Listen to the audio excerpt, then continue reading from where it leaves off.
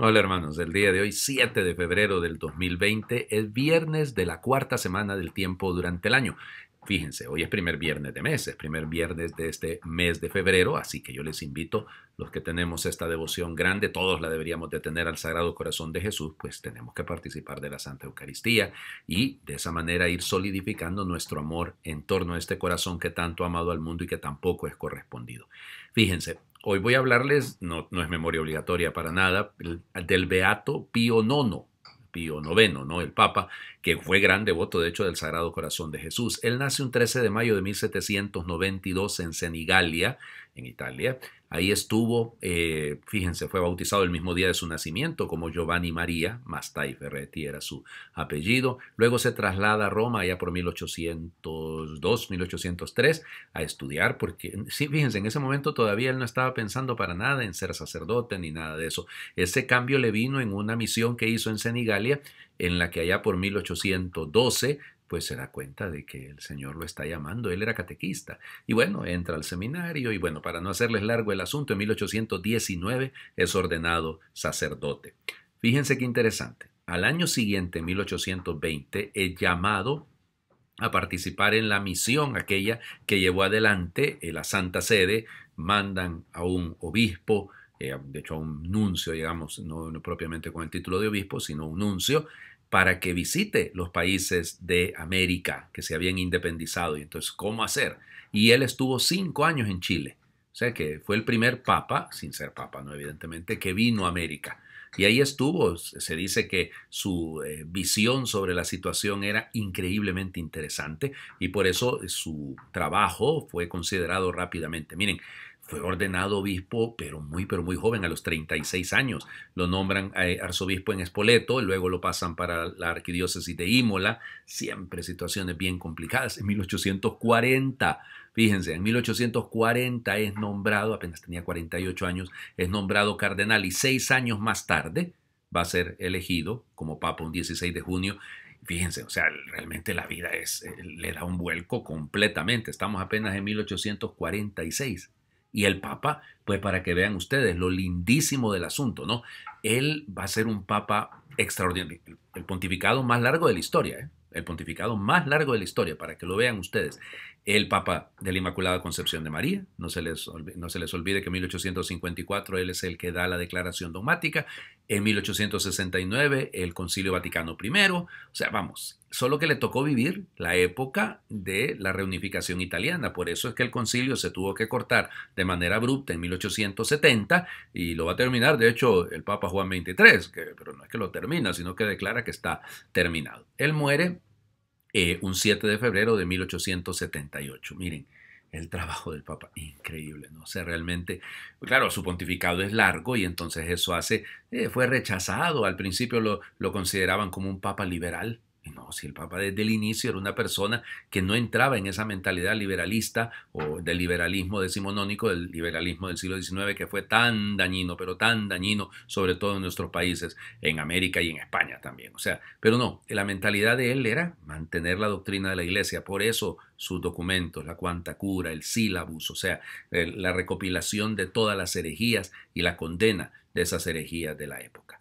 Bueno, fue beatificado junto con San Juan XXIII. Ustedes dirán, bueno, entonces todavía no es santo. No, no ha sido canonizado. Yo pido al Señor siempre, él está enterrado ahí, bueno, enterrado, está sepultado, digámoslo así, en la basílica de San Lorenzo Fuori Lemura. Bueno, vamos a las lecturas del día de hoy. Fíjense, leemos un texto del libro del Eclesiástico el día de hoy, capítulo 47, versículos del 2 al 13. Como se aparta la grasa para los sacrificios, así fue escogido David entre los hijos de Israel. Él jugaba con leones como si fueran cabritos y con osos como si fueran corderos. Joven aún mató al gigante y lavó la deshonra de su pueblo. Hizo girar su onda y de una pedrada derribó la soberbia de Goliat. Porque invocó al Dios Altísimo, él le dio fuerza a su brazo para aniquilar a aquel poderoso guerrero y restaurar el honor de su pueblo. Por eso celebraban con canciones su victoria sobre 10,000 enemigos y lo bendecían en nombre del Señor. Ya cuando era rey, peleó con todos sus enemigos y los derrotó, aniquiló a los filisteos y quebrantó su poder para siempre. Por todos sus éxitos daba gracias al Dios Altísimo y lo glorificaba. Amaba con todo el alma a su Creador y le entonaba canciones de alabanza. Instituyó salmistas para el servicio del altar que con sus voces hicieron armoniosos los cantos. Celebró con esplendor las fiestas y organizó el ciclo de las solemnidades. El santuario resonaba desde el alba con alabanzas al nombre del Señor. El Señor le perdonó sus pecados y consolidó su poder para siempre. Le prometió una dinastía perpetua y le dio un trono glorioso en Israel. Por sus méritos le sucedió un hijo sabio que vivió en paz. Salomón fue un rey en tiempos tranquilos porque Dios pacificó sus fronteras. Le construyó un templo del Señor y le dedicó un santuario eterno. Palabra de Dios. Te alabamos, Señor. Bueno, ya sabemos, esta es una síntesis preciosa del libro de Jesús ben Sirá, la Sirásida, el libro del eclesiástico, que pues señala los... O sea, claro, vamos, es un héroe, ¿no? Y entonces por eso, imagínense, jugaba con leones y con osos. O sea, claro, vamos, estamos haciendo un elogio extraordinariamente, como les diríamos, fantasioso, si lo quieren. Pero eso es la importancia que tiene David. Pero fíjense que no ocultan las cosas. Cometió pecados, ¿sí? El Señor se los perdonó. Y ahí además señalan aquello que la tradición nos cuenta muy lindamente, que es él el autor, llamémosle así, de muchos de los salmos. Y entonces él va a promover la música. A mí leyendo este texto me quedaba yo pensando cuánta falta nos hace entender la música como un camino de evangelización. A veces yo miro algunos coros que terminan queriendo tomar cantos de otras denominaciones. No, no hay que caer en eso, ¿verdad? Nosotros tenemos suficientes cantos como para usarlos de manera correcta. El Evangelio. Ya saben, estamos en el Evangelio de Marcos, capítulo 6, versículo del 14 al 29. Es un poquito extenso, ya lo saben. Es el martirio de Juan el Bautista. En aquel tiempo, como la fama de Jesús se había extendido tanto, llegó a oídos del rey Herodes el rumor de que Juan el Bautista había resucitado y sus poderes actuaban en Jesús. Otros decían que era Elías y otros que era un profeta, comparable a los antiguos. Pero Herodes insistía: es Juan, a quien yo le corté la cabeza y que ha resucitado. Herodes había mandado apresar a Juan y lo había metido y encadenado en la cárcel. Herodes se había casado con Herodías, esposa de su hermano Filipo, y Juan le decía: no te está permitido tener por mujer la esposa de tu hermano. Por eso Herodes lo mandó a encarcelar. Herodías sentía por ello un gran rencor contra Juan y quería quitarle la vida, pero no sabía cómo, porque Herodes miraba con respeto a Juan, pues sabía que era un hombre recto y santo, y lo tenía custodiado. Cuando lo oía hablar quedaba desconcertado, pero le gustaba escucharlo. La ocasión llegó cuando Herodes dio un banquete a su corte, a sus oficiales y a la gente principal de Galilea, con motivo de su cumpleaños. La hija de Herodías bailó durante la fiesta y su baile le gustó mucho a Herodes y a sus invitados. El rey le dijo entonces a la joven: pídeme lo que quieras y yo te lo daré. Y le juró varias veces: te daré lo que me pidas aunque sea la mitad de mi reino. Ella fue a preguntarle a su madre: ¿qué le pido? Su madre le contestó: la cabeza de Juan el Bautista.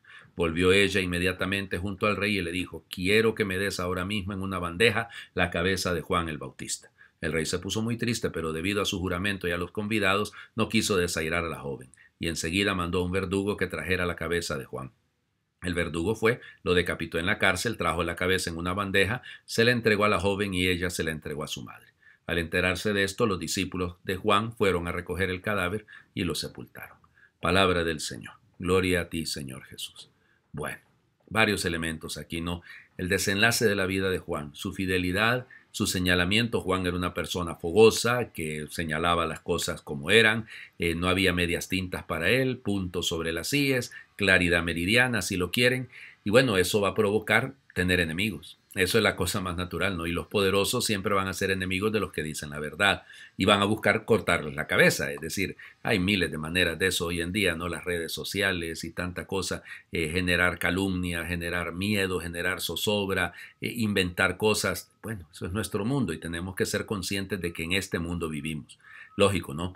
Herodes es el prototipo de... le gustaba escuchar a Juan, pero no cambiaba. Nos puede pasar mucho a nosotros también. O sea, Herodes no estaba haciendo cosas buenas, ¿eh? O sea, hay que reconocerlo. Y él estaba viviendo en una situación de adulterio, está con la mujer de su hermano Filipo, y bueno, evidentemente hay una falta. Ah, pero le gusta endulzarse el oído. Y no, ahí es donde entra también primer llamado, ¿no? El llamado a la conversión. Segundo, me parece que siempre lo vuelvo a señalar, ¿no? Cómo el odio se hereda. Esta pobre muchacha que la tradición le llama Salomé, no lo dice este texto, pues sencillamente es heredera de la vida de su mamá, o sea, de los intereses de su mamá, de la conflictividad no solo emocional, afectiva, sino la conflictividad de pecado que vivía Herodías. Y entonces hace partícipe de su pecado, la vuelve responsable a la hija de un asesinato. O sea, ustedes dirán: ¿qué es esto? Pues sí, lo hemos visto, ¿no? Viendo algunos videos, mamás que enseñan a sus hijos a robar, que los usan para robar. Y eso, y papás también, o sea, es decir, Estoy pensando en mamás en el sentido de que esta es una mujer y entonces todo esto es una cosa que debe llamar. Miren, los padres de familia tienen una responsabilidad grandísima y los que estamos al frente, lógico, ¿no? Pero grande, grande, grande, porque a partir del modelo, del ejemplo es que podemos ayudarles a otros. Pues y primero, aprendamos de David, el llamado a la conversión, él se convierte. Bueno, también yo, ustedes, todos necesitamos convertirnos. Quiero terminar el día de hoy, dado que el Papa Pío Pío noveno es el Papa de la Inmaculada Concepción, con una oración breve a la Inmaculada Concepción que me parece óptima. Sabía yo que me iba a tardar un poquito más el día de hoy, así que les invito a hacer esta oración a la Inmaculada Concepción. Santísima Virgen, yo creo y confieso tu santa e inmaculada concepción pura y sin mancha. Oh purísima Virgen, por tu pureza virginal, tu inmaculada concepción y tu gloriosa cualidad de Madre de Dios, alcánzame de tu amado Hijo la humildad, la caridad, una gran pureza de corazón, de cuerpo y de espíritu, una santa perseverancia en el bien, el don de oración, una buena vida y una santa muerte. Amén. Que Dios les bendiga a todos.